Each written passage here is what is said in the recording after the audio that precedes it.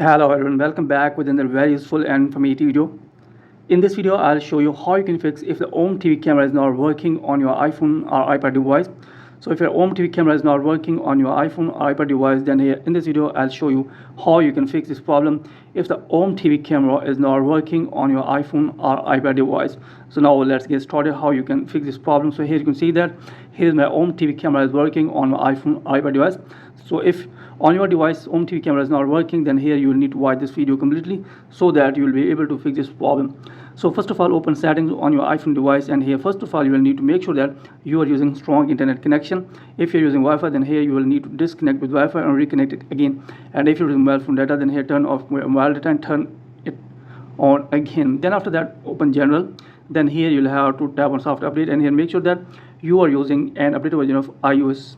So after that, here you will need to open App Store on your iPhone device, and here make sure that you are using an updated version of Ome app. So here you can check that your app whether is latest version or not.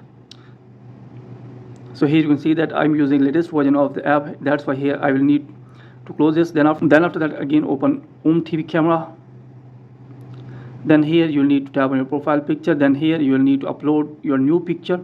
Then take a picture. So then here you'll need to take your picture.